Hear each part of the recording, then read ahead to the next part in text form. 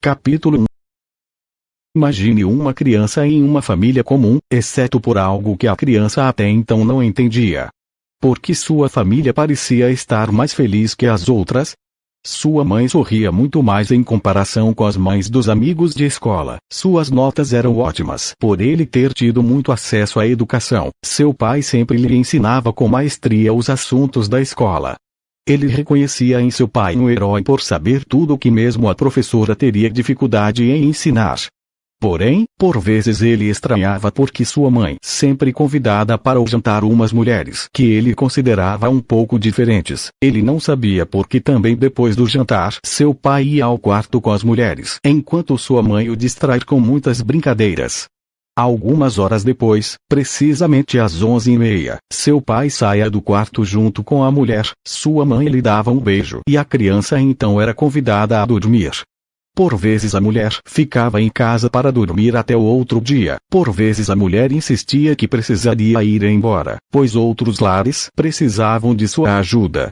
Quase sempre com um discurso em tom de: "Tu sabes, federal, que outros homens federais necessitam de engolir gotas de sabedoria, força e masculinidade. A jornada que enfrentamos não é mera frivolidade.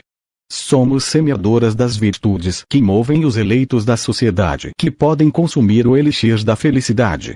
Portanto, por hoje não poderei ficar. Preciso atender hoje a 2 famílias. Uma delas, particularmente, está com um casamento quase desfeito por falta de energia, da semente de alegria." Com o tempo, a criança percebe que as mulheres que ele considerava estranhas tinham na verdade uma grande participação na alegria familiar. Por vezes o pai entrava com as mulheres para o quarto para sessões de energização que duravam horas. Por vezes uma mulher pedia que o pai e a mãe comparecessem à sessão. Algumas outras vezes, apenas a mãe e as mulheres entravam para o quarto, enquanto o pai cuidava da criança. A decisão sobre quem poderia entrar ou não no quarto pertencia às mulheres convidadas. Seu pai sempre obedecia ao que elas diziam, segundo ele mesmo dissera outrora: "Filho, essas mulheres têm sabedoria e prática além do comum, um dia eu te ensinarei a base disso e você as estudará." Cada corpo é um universo, cada um universo são tantas descobertas que uma criança não entenderia. Agora mesmo, uma dessas mulheres está ensinando algo para sua mãe, por isso sua mãe está gritando e podemos ouvir mesmo que o quarto seja vedado contra sons. Nosso quarto teve que ser vedado contra sons para que nossas sessões não sejam atrapalhadas por barulhos externos, pois eu considero completamente necessário a concentração absoluta na revitalização da própria alma dos homens do futuro. Nem sempre apenas uma mulher iria para a casa da criança, muitas vezes 2 mulheres estranhas, 3 e até mesmo 5 delas apareceram na casa certa vez. Meu pai parecia radiante no dia seguinte a este fato. Ao observar o pai no dia seguinte, o garoto percebia que o pai parecia refletir a luz do sol no domingo de manhã. O pai estava com um cheiro estranho. Ao perguntar, o pai respondeu que estava com o cheiro da felicidade impregnado em todo o seu corpo e que, portanto, não poderia tomar banho. "Filho, se alguém lhe pedir um dia que se lave a felicidade de seu corpo, não aceite. A felicidade que está impregnada em cada poro seu permanecerá até que você decida tirá-la. Só você deve controlar a felicidade que a te pertence", disse o pai em resposta ao cheiro estranho e ao estranho aspecto de sua pele naquele domingo. Sua mãe sorriu e a criança percebeu algo que não tinha reparado: aquela mulher amava muito aquele homem, mas, além disso, ela o respeitava. Ela tinha orgulho muito grande por ter aquele homem como o chefe da casa. Nesse momento a mulher tira mais um copo com líquido estranho da geladeira e dá ao pai da criança. "Eu guardei tudo que caiu de ontem em copos, assim seu dia será perfeito." Ela sorri e coloca um pouco de líquido na boca e beija o pai da criança, passando o líquido entre ambos e um pouco dele descendo pela boca de ambos. O pai do garoto então diz que a mãe do garoto é uma mulher federal e esclarecida. "Não fosse por toda a noite anterior, eu lhe faria mais um filho agora." Por vezes o pai viajava na companhia dessas mulheres e voltava dias depois. A mãe do garoto o recebia sempre com muito orgulho no rosto. Capítulo 2. Estes foram os eventos que se sucederam ao longo de minha infância. O garoto, isto é, eu, cresceu no lar amoroso e feliz. Como diz o Eclesiastes, o leite derramado no lar é o que melhor alimenta a criança. Só pude entender a sabedoria desta sentença tardiamente. Ao sair de lá, o diabo vendeu-me pus como se fosse o leite domiciliar, e logo adoeci moralmente. Como exatamente isso ocorreu?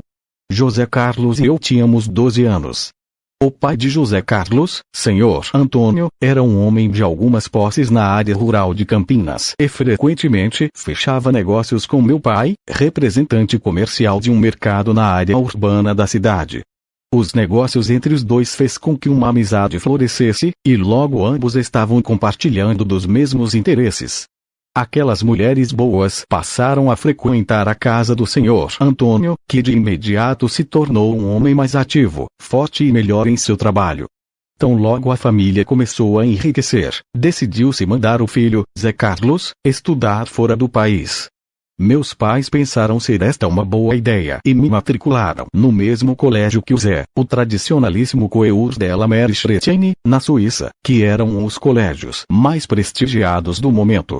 Apesar de ser um internato cristão conservador, confesso que tal experiência foi muito gratificante em certos aspectos. O ensino, de alto padrão, me colocou à frente dos estudantes brasileiros de mesma idade, o que permitiu um rápido ingresso no curso superior. Mas não o ensino superior que importa agora. Este trabalho de memórias exige a escavação do período doce, mas conturbado, que foi a vida na Suíça. Naquele ano, ingressaram no internato mais 2 estudantes brasileiros, o outro mexicano, o Miguel, que em breve serão devidamente apresentados. Lembro-me de que na primeira noite nos foi servido um verdadeiro banquete. O prato inicial era um velouté à la champenoise, sopa cuja cremosidade eu só sentiria na boca outra vez depois de transcender minha condição de homem comum. Seguiu-se uma salada niçoise de atum, com 2 ovos de codorna bem duros. O prato principal fora um filete ao poivre, com bastante creme de leite por cima e, por fim, o chá de camomila, acompanhado de um biscoito Maria. Eu realmente não esperava que os monges nos fossem tratar com tanta amabilidade e cuidado. Fui para meu dormitório feliz como nunca. Mas então os meses se passaram. Eu chorava constantemente por conta do meu francês sofrível. O rigor dos professores era altíssimo. Eu mal conseguia entender o que diziam. Como eu poderia entender a matéria? O pior veio em seguida: o inverno europeu. Certa noite, não suportando o frio, e em meio a inúmeros gemidos e lágrimas, Zé Carlos me chamou para partilhar o leito dele. Isso não poderia estar certo, pensei. Era abominação, como diziam os monges.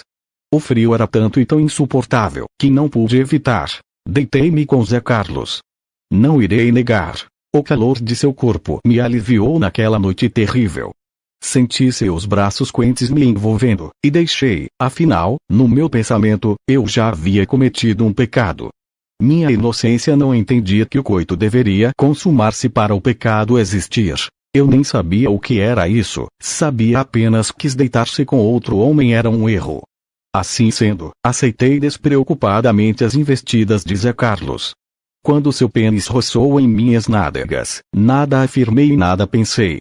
Apenas depois de 10 anos pude descobrir o quão homossexual fora meu ato. O diabo derramava seu leite em mim.